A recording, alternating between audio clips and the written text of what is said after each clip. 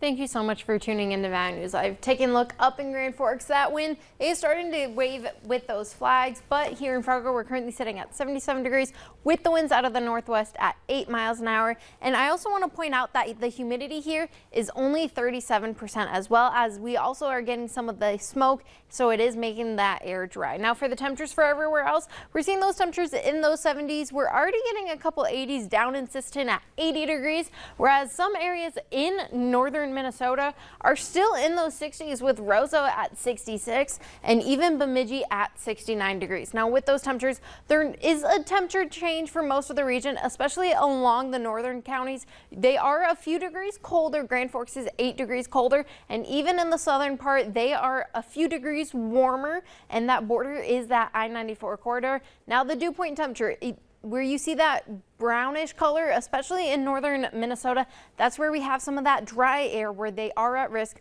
for some controlled fires to get out of hand. However, that green area is where we are seeing most of that moisture, and that can also due to where we saw the most snowfall. Now those wind speeds are still relatively breezy. We do have gusts up to 22 in Jamestown and Oaks, but those satellite and radar, we do have those clear skies, and those clear skies are going to continue as we head throughout the rest of your day. Those temperatures do get up into those 80s for mostly everyone. Once again, Minnesota will still linger behind in those 70s. However, as we head into tonight, temperatures do start to decrease as we get more clouds making their way through the area, and we do get that wind starting to switch to be a bit breezy out of that south.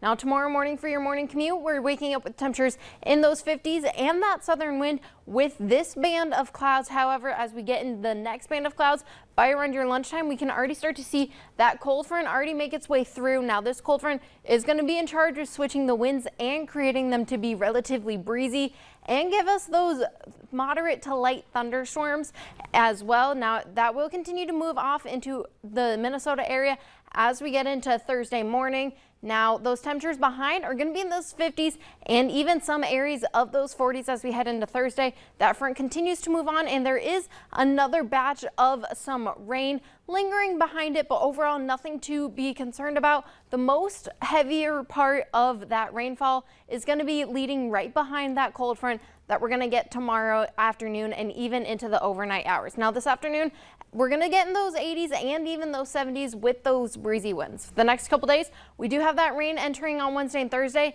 and that does bring us back into those 60s and even in those 40s for Friday morning. However, as we head into the weekend and even into next week, we get back up into those 70s and even into the 80s on Monday, but the sunny skies continue on the weekend just in time for another rain event on Tuesday and Wednesday. But overall, Alex, we just got to take it one rainy, sunny day at a time.